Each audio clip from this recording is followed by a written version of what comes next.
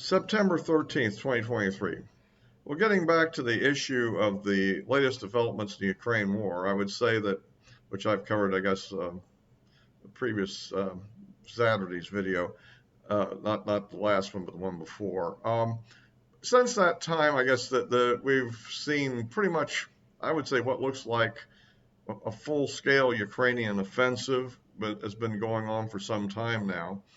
And well, one thing I'd like to mention is there's been some, certain people in the U.S. government have characterized things in a certain way, and I've characterized them slightly differently. And largely, it's a matter of semantics. That is to say, when we talk about what the Russia's first line of defense is. By that, I mean the large fortifications with the dragon's teeth, the big anti-tank ditch, and the trench line behind it. Okay, and they're talking about the forward positions that are in front of that, which are basically, not continuous at all, but discrete observation points and fighting positions. Because basically, they defended in front of that position. Of course, parts of those positions have been overrun for some time, all summer long. Different ones have been encountered from time to time for some time now. And in fact, not all of them have been overrun either. But in the areas around Robotina and to the east of there, and that pocket that they've developed, they've pretty much overrun the bulk of those forward positions, except for the ones that are to the west on the high ground. So the Russians still pretty much hold the high grounds around it, but the Ukrainians have moved into the low grounds. And as far as the main line of defense, if you want to call it penetration, Ukrainian infantry units have crossed the anti-tank ditch on foot and have moved in further, and in some cases even occupied the trench line apparently below there, which is kind of interesting. The Russians didn't seem to fully man that trench line, which I find interesting, but that's a little unclear. But they have been moving to, those areas, and a lot of these movements are in these tree lines, which give the cover from observation to some degree. So anyway, that's the big distinction between the two. So the main defense line hasn't been overrun. In fact, as far as I know, as of this recording, I don't believe that Ukrainian tanks have been able to get across the anti-tank ditch yet.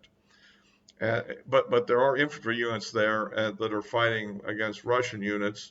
But the bulk of the armor that they have is probably still being held back. But some armor has moved up in the area toward the trench line, and they're fighting various Russian units in south of Robotina. And there have been various Russian counterattacks. So there's ongoing battles in that area. There are other areas along the whole front line where the Ukrainians have launched attacks as targets of opportunity, and particularly south of Bakhmut. There's still, there's a big concentration of Ukrainian forces. I guess they still want to take Bakhmut back, and so the idea was to try to encircle it. They've not made much success in the northern area, but they've had some marginal success of moving a small distance forward in the southern area, although they haven't really succeeded there yet. So that's kind of the basic status of the conflict, and I just want to kind of clear up what's going on. Anyway, by the way, if you like these videos, again, please give me a like. Thanks to the recent subscribers, and of course, you could forward links to anybody that would be interested. So, and of course, ring the bell if you want. But yeah, that's kind of it. So we're kind of waiting to see what happens. It looks like the weather is such that probably the Ukrainians have at least 2 weeks left to continue to pursue the offensive in the southern Zaporizhia area, and there are areas also where the Russians are launching counteroffensives, although the ones in the northern Luhansk area that I've discussed previously seem to have come to a stop, mainly because the primary military force that was behind that apparently has been pulled out and moved into Zaporizhia, I guess. I haven't seen where it went, but I think some of those heavy units have gone down there to form maybe a second line of defense or a counterattack force in the event there's a breakthrough, or perhaps even preparing for what they'll do later. I don't know. And a reserve army unit, because as these newly mobilized troops have been mentioned, one of those units has been moved up to take the place up in Luhansk. So they've not been really going on the offensive. They just maintained kind of a defensive stance there. So that's kind of the situation. There's been a lot of drone activity all across the front on both sides, and the Russians have been using their aircraft and their standoff glide bombs to attack targets, particularly even the ones that we've been discussing in the southern area, where this infantry are moving forward. There's been a pretty heavy attrition placed on Ukrainian forces moving into there, into that pocket. And it's unclear whether, see, the issue that if they really want to get their armor across the anti-tank ditch, probably I would assume what they'll do, they've been supplied with what I'm calling a scissors bridge. I'm not sure what the official term for that is. I should look that up. But basically, it's a bridge that a tank carries forward. It's kind of has two parts, and it opens up, and you can cross certainly an anti-tank ditch, or you can also cross a small creek area and things like that, where a small bridge has been destroyed. And you put that down, and once that's put in place, then heavy vehicles can then drive over it. And then they'd have to bring some kind of a vehicle with a plow or something and try to push through those dragon's teeth and then break out. But the problem that they would face then is that they'd come under probably immediate artillery fire, as long as the Russian artillery has not been suppressed, and probably maybe even strikes with these aircraft, with either helicopters, drones, or fighter bombers dropping glide bombs, all of which might attempt to destroy the bridge and knock out any vehicles in the area. So it's a precarious thing to cross. That's what the effect of the ditch is. Without those kind of defenses, the ditch could be breached relatively easily by engineering units. But because of the firepower that would presumably come down the crossing point, it becomes somewhat difficult. This is why they've decided to send infantry across, and they've been infiltrating that way and fighting infantry battles. But I kind of characterizes what's going on. Other than that, I guess there's a variety of other issues. I think we're beginning to see why that there probably at the moment there hasn't been any major, Russian offensives, because as you see, the Ukrainians have continued to take extremely heavy casualties doing what they're doing. It almost seems like they're trading people for political statements.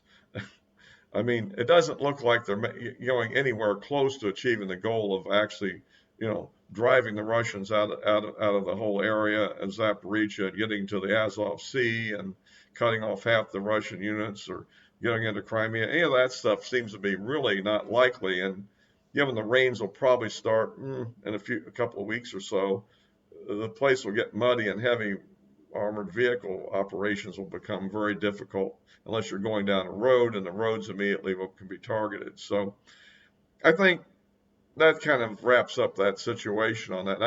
I've noticed that there was some discussion recently here on the Judge Napolitano show, and I really kind of wish they'd have did a little Googling.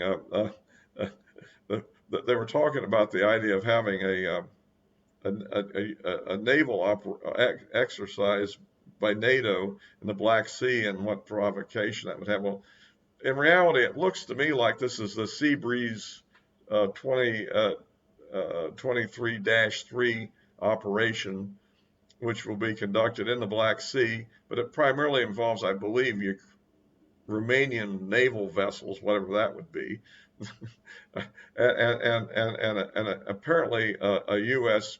P-8 anti-submarine aircraft. And I don't think this is going to cause quite the escalation that they were discussing.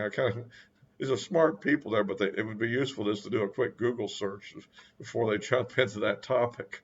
But that's something going on there on that. There are ongoing attempts to do interesting things. some sort of boat attack was launched a couple of days ago to try to get to Crimea, and apparently Russian aircraft blew up the boats, or some of them, and they had to move back. And there's been ongoing attempts to infiltrate across the Gettr River uh,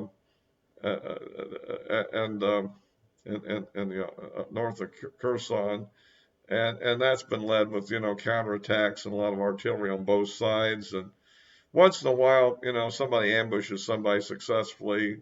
I just read that where the Ukrainians pulled off a successful terrorist attack on some offices of the quote occupiers. So this sort of thing it just goes on continuously, but it isn't going to have any great military effect. Because basically, there have been another incident. There was an attack on a drone attack that was on a Russian electronics factory, which supposedly is important in supplying electronics for Russian missiles. And it's interesting that there were two separate attacks, and there's pictures that have been published of this building in flames, and I'm kind of like a small drone attacked a building. I mean, I'm just kind of, I don't know. It does seem, and they said they attacked the administration. I mean, did they really get the production factory? This is hard to know. I mean, it just seemed to me that the fire of that sort wouldn't seem to require 40 engines to put it out. I mean, it might set a fire on the roof, but I'm kind of curious. Well, at any rate, we don't know what significance that can have. I mean, if it was as advertised, it could be fairly significant.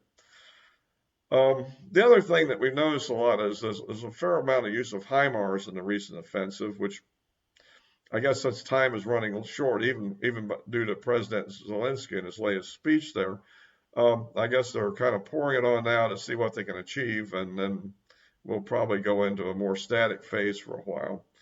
During the muddy season, it's doubtful either side would make any major gains, I'd assume. And what else? It'd probably be worth, looking at the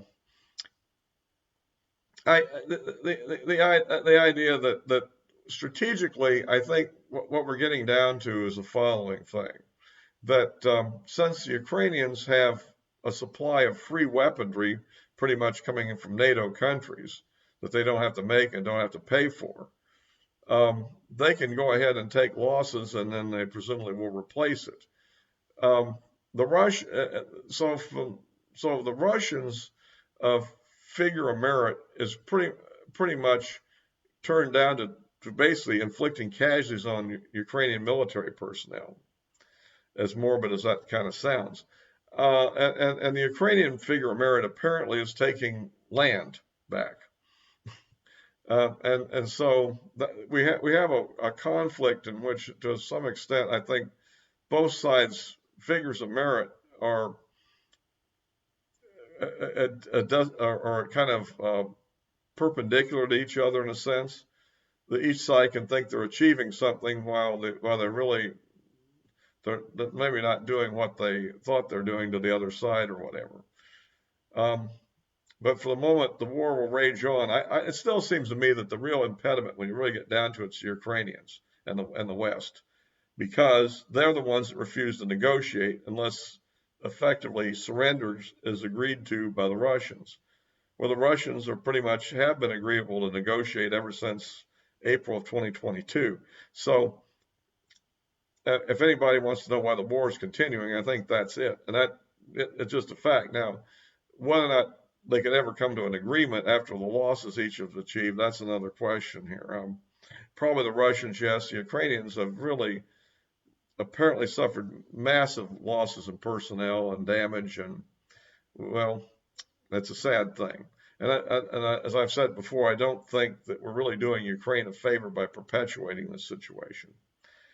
So anyway, that's about it on that subject. I'll be wrapping this up now, and of course, as always, posting it on the Rumble as well as on YouTube, and the addresses of my social media accounts are in the description below.